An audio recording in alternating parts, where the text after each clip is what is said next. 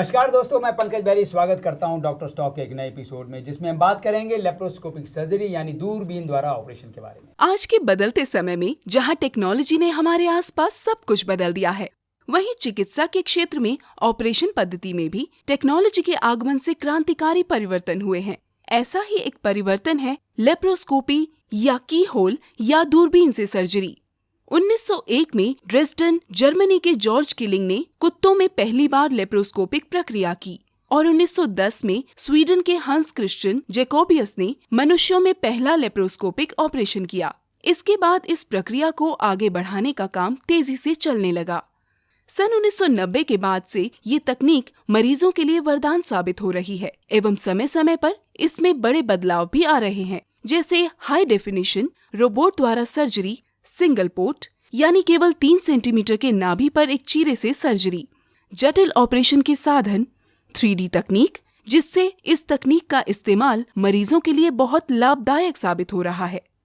और इस विषय पर बात करने के लिए हमारे साथ मौजूद हैं देश के जाने माने laparoscopic surgeon doctor R.K. Mishra ji. नमस्कार।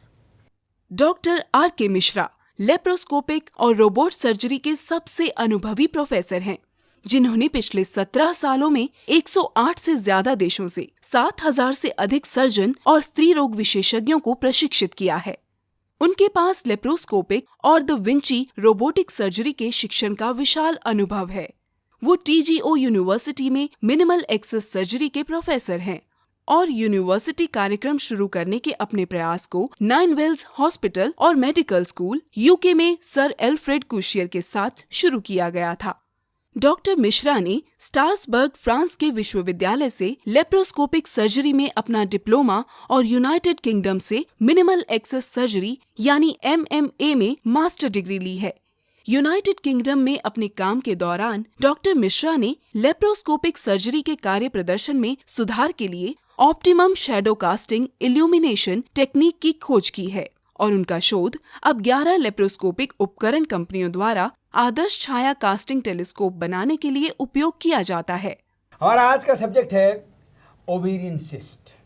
ओवेरियन सिस्ट की समस्या आज सभी महिलाओं को उनके जीवन में एक बार जरूर होती है। आमतौर पर ये ओवरी के भीतर द्रव्य भरी थैलीनुमा संरचनाएं होती हैं। हर महीने पीरियड के समय इस थैली के आकार की संरचना उभरती है, जिसे फॉलिकल नाम से जाना जाता है। इस फॉलिकल से एस्ट्रोजन और प्रोजेस्टेरोन नाम के हार्मोन्स निकलते हैं, जो ओवरी से मैच्योर एग की निकासी में सहायक होते हैं। कई मामलों में पीरियड की निश्चित अवधि खत्म हो जाने के बाद भी फॉलिकल का आकार बढ़ता रहता है, जो कि ओवेरियन सिस्ट कहलाता है। इसके कई कारण हो सकते हैं, जैसे कि मोटापा, कम उम्र में पीरियड की शुरुआत, अनुवांशिक प्रभाव, हार्मोन्स का असंतुलन और गर्भधारण में अक्षमता आदि के कारण हो सकता है। आसान शब्दों में कहा जाए तो महिलाओं में गर्भाशय के ऊपर एक कठोर परत का चढ़ना ओवेरियन सिस्ट कहलाता है, जो आजकल कई महिलाओं में आम समस्या बन गई है। इस समस्या का हल भी अब लेप्रोस्कोपी या दूरबीन से ऑपरेशन की विधि के द्वारा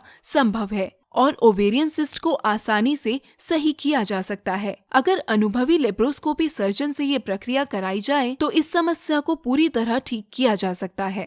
क्या है ये, क्यों होता है और दूरबीन टेक्नोलॉजी से इसका इलाज कैसे किया जा सकता है? हमारे ये सब सवाल होंगे और जवाब देंगे डॉक्टर साहब। लेकिन उससे पहले मैं सब दर्शकों से रिक्वेस्ट करना चाहता हूँ कि अगर आपके मन में इस टेक्नोलॉजी को लेकर के, इस बीमारी को लेकर के कोई भी सवाल है तो फ़ोन उठाइए, हमें फ़ोन लगाइए, हमसे सवाल कीजिए, आपको जवाब मिलेंगे यहीं इसी मंच पर। डॉक्टर साहब, मेरा पहला सवाल लेप्रोस्कोपिक सर्जरी यानी दूरबीन से ऑपरेशन को लेके है। उत्सुक हूँ मैं जानने के लिए, क्या है ये लेप्रोस्कोपिक सर्जरी, कैसे होती है? लेप्रोस्कोपिक सर्जरी एक पद्धति है, एक नई पद्धति है जिसमें कि दूरबीन द्वारा हम लोग सर्जरी करते हैं। तो इसमें पेट को चीरने की आवश्यकता नहीं होती है, बस छोटे से छेद से एक दूरबीन अंदर डाल के और लेज़र के द्वारा या डिफरेंट इलेक्ट्रोसर्जिकल वेव्स के द्वारा हम लोग किसी भी ऑर्गन का ऑपरेशन कर सकते हैं, जिसमें पेशेंट को कोई चीरा नहीं लगता है और बिना काटे हुए सर्जरी पॉसिबल है। इससे पहले मैं आगे बढ़ूं, एक बार फिर से कहना चाहता हूं, अगर आपके मन में कोई भी सवाल हैं तो तुरंत फ़ोन उठा के फ़ोन लगाइए, हमसे बात कीजिए, प्रश्न कीजिए। डॉक्टर साहब यहाँ पे मौजूद हैं आपके हर प्रश्न का जवाब देने के लिए। डॉक्टर साहब, मैं एक सवाल आपसे पूछना चाहता हूँ। ये जो दूरबीन से ऑपरेशन की टेक्नोलॉजी है, इससे जब पेशेंट इलाज करवाएगा तो कितना वक्त लगेगा उसे, कितना वक्त उसे अस्पताल में रहना पड़ेगा, उसकी रूटीन लाइफ का क्या होगा, कब तक वो अपनी नॉर्मल रूटीन लाइफ में आएगा, और सबसे बड़ी बात, कोई साइड इफेक्ट है इसके क्या? ओवेरियन सिस्ट की सर्जरी में लैप्रोस्कोपी में कोई चीरा नहीं लगता है, इसलिए पेशेंट को ज़्यादा दिन तक हॉस्पिटल में रहना नहीं है। पेशेंट उसी दिन वापस जा सकता है। और कुछ साइड इफ़ेक्ट्स तो रहते हैं, थोड़ा डर रहता है ब्लीडिंग का और दूसरा कि रिकरेंस होने का ओवेरियन सिस्ट, लेकिन ये साइड इफ़ेक्ट ओपन सर्जरी में ज़्यादा है। ओपन सर्जरी की तुलना में लैप्रोस्कोपिक सर्जरी में कम साइड इफ़ेक्ट है ओवेरियन सिस्ट के लिए। ये इस बात पे डिपेंड करता है कि ओवेरियन सिस्ट किस तरह का है। ओवेरियन सिस्ट कई तरह के होते हैं, जैसे डर्मोइड सिस्ट, फिर simple cyst, mucinous cyst, endometrial cyst. तो सिस्ट के हिसाब से कभी कभी साइड इफ़ेक्ट होता है, लेकिन हमारा यहाँ ये कहना है कि अगर ओपन सर्जरी और लैप्रोस्कोपी को कंपेयर करें तो लैप्रोस्कोपी में साइड इफ़ेक्ट कम है ओपन सर्जरी के अलावा, तो इसलिए हमेशा लैप्रोस्कोपी कराना ही फ़ायदेमंद है। तो दोस्तों, लेप्रोस्कोपिक सर्जरी हमेशा फ़ायदेमंद है। अगर आप डॉक्टर साहब से कुछ भी जानना चाहते हैं तो फ़ोन उठाइए, फ़ोन लगाइए, डॉक्टर साहब आपकी हर समस्या का समाधान इसी मंच पर करेंगे। डॉक्टर साहब, बहुत से लोगों ने हमें मेल किया है, फ़ोन भी किए हैं, बहुत से सवाल हैं। कुछ लोगों के सवाल मैं आपसे पूछता हूँ। पहला सवाल है सोनीपत से निकिता जी। उनका कहना है कि पिछले 3 साल से उन्हें ओवेरियन सिस्ट है जो अब कैंसर में तब्दील हो गया है। ये जानना चाहती हैं क्या दूरबीन ऑपरेशन से संभव है इनका इलाज हो जाए? पहले तो मैं आई एम सॉरी कि आपको ये एक ख़तरनाक बीमारी का रूप ले चुका है। जिस किसी को भी ओवेरियन सिस्ट है उसको एक ब्लड टेस्ट ज़रूर करवाना चाहिए, जिसको CA-25 बोलते हैं, CA-125। इस ब्लड टेस्ट से ये पता चल जाता है कि ये ओवेरियन सिस्ट कैंसरस है कि बेनाइन है, मीन्स ये कैंसर का रूप ले चुका है या नॉर्मल है। तो अनफॉर्चुनेटली आपने उसको इग्नोर किया और वो कैंसरस सिस्ट में कन्वर्ट हो चुका है। तो ऐसे कंडीशन में अब सिस्ट का ऑपरेशन नहीं कराना होगा आपको पूरा का पूरा ओवरी ही निकालना पड़ेगा। और उसमें भी ये हम लोगों को कुछ टेस्ट कराने पड़ेंगे, जैसे कुछ और tumour markers plus PET scan, that is उसको पोजिट्रॉन एमिटिंग टोमोग्राफी टेस्ट कहते हैं। वो देखना पड़ेगा कि ये कैंसर कहीं दूसरे भाग में तो नहीं फैल चुका है। अगर भगवान न करे दूसरे भाग में फैल चुका होगा तब तो आपको रेडियोथेरापी, केमोथेरापी सब के लिए जाना पड़ेगा। लेकिन अगर वो ओवरी तक में सीमित है तो उसमें हम लोग पूरा का पूरा ओवरी और सराउंडिंग लिम्फ नोड्स अगर निकालें तो आपसे ठीक हो जाएगा ये। और फॉर्चुनेटली लैप्रोस्कोपी से ये सर्जरी ज़्यादा अच्छे से होता है, क्योंकि लैप्रोस्कोपी में मैग्नीफाइड व्यू होता है, तो पेल्विस के अंदर हम लोग काफ़ी अच्छा से देख सकते हैं। मींस जो नेकेड आई नहीं देख सकता है, मतलब नंगी आंखों से जो चीज़ आप नहीं देख सकते हैं वो भी आप लैप्रोस्कोपी से देख सकते हैं, क्योंकि उसमें आजकल डिफरेंट टेक्नोलॉजी आ गया है जिसको बोलते हैं NBI technology, that is called narrow beam imaging technology. तो और लिम्फ नोड का रिसेक्शन भी किया जा सकता है। तो हमारे हिसाब से आप जल्द से जल्द किसी अच्छे लैप्रोस्कोपिक ऑन्को सर्जन से मिलें और आप अपना ऑपरेशन जल्द से जल्द करवाएं। डॉक्टर साहब, हमारे दूसरे जो सवाल करने वाले हैं वो हैं नोएडा से सारिका जी। वो पूछ रही हैं कि इन्हें ओवेरियन सिस्ट है और ये प्रेग्नेंट भी हैं, तो क्या दूरबीन टेक्नोलॉजी से इनका ऑपरेशन संभव है? हाँ, बिल्कुल संभव है, लेकिन इससे पहले मैं 1-2 बात बताना चाहूँगा कि ये ओवरी में कभी कभी फंक्शनल सिस्ट भी होता है। फंक्शनल सिस्ट मीन्स कि ये कोई नुकसानदेह नहीं है, ये उसका अपना सिस्ट है। और प्रेगनेंसी के समय कभी कभी फंक्शनल सिस्ट, जिसको फॉलिकुलर सिस्ट भी बोलते हैं, वो कभी कभी ग्रो करता है। तो इन्होंने अपने सिस्ट का साइज नहीं बताया है एक्चुअली। तो अगर वो फॉलिकुलर सिस्ट और फंक्शनल सिस्ट होगा तो उसको कुछ भी नहीं करना है, वो प्रेगनेंसी के बाद खुद ही ठीक हो जाएगा।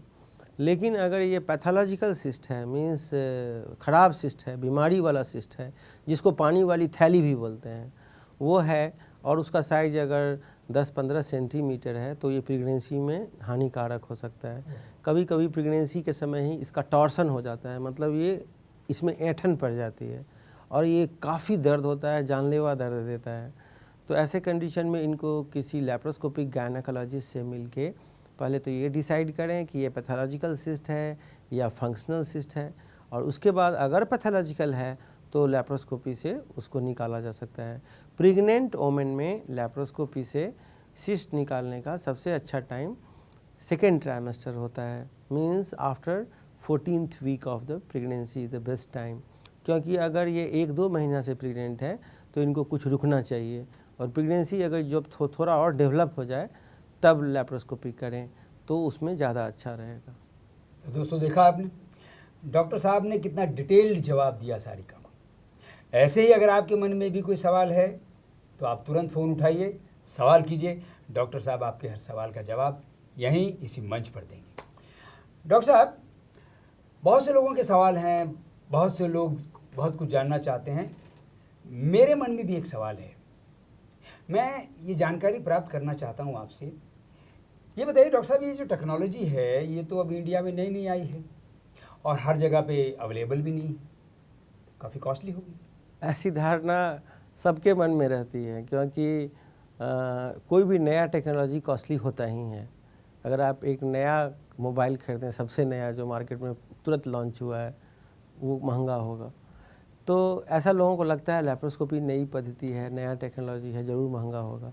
बात भी कुछ हद तक सही है, क्योंकि लैप्रोस्कोपी महंगा होने का कारण ये है कि हम लोगों को सारा इक्विपमेंट इम्पोर्टेड लाना पड़ता है। अनफॉर्चुनेटली इंडिया में अभी उसका अपना प्रोडक्शन शुरू हो रहा है, लेकिन पूरी तरह हुआ नहीं है। तो जब तक वो टेक्नोलॉजी हम अपने देश में विकसित नहीं करते हैं तब तक ये थोड़ा महंगा होगा। लेकिन सर्जरी महंगा है, लेकिन सर्जरी के बाद का सारा चीज़ सस्ता है। उसका कारण ये है कि पेशेंट उसी दिन चला जाएगा, 5 दिन का हॉस्पिटल का कॉस्ट बच गया। दवा 1-2 दिन चलना है, 10 दिन 1 महीने का दवा का कॉस्ट बच गया। आप अपने ड्यूटी पे जा सकते हैं 1 सप्ताह के अंदर, तो 2-3 महीने का आपको ज़्यादा तनख्वाह मिल गया, जो कि आप नहीं जाते अगर। तो अगर ये सब जोड़ें अगर, तो लैप्रोस्कोपी ओपन सर्जरी के तुलना में काफ़ी सस्ता है। वाह, कितने बढ़िया तरीके से डॉक्टर साहब ने समझाया। तो दोस्तों आपने देखा ओवेरियन सिस्ट क्यों है, कैसे इसका इलाज हो सकता है, दूरबीन टेक्नोलॉजी से कैसे इसका इलाज होगा, ये सब डिटेल में डॉक्टर साहब ने आपको बताया। अब आपके मन में भी कोई प्रश्न है तो आप पूछ सकते हैं, और घबराइए मत। अगर प्रोग्राम खत्म हो गया है तो उसके बाद भी आप फ़ोन कर सकते हैं, मेल कर सकते हैं। डॉक्टर साहब आपके हर प्रश्न का जवाब आपको अवश्य देंगे। तो डॉक्टर टॉक में आज सिर्फ इतना ही। अगली बार एक और नई बीमारी के बारे में डिटेल्ड बात करेंगे डॉक्टर साहब के साथ। तब तक के लिए बाय बाय।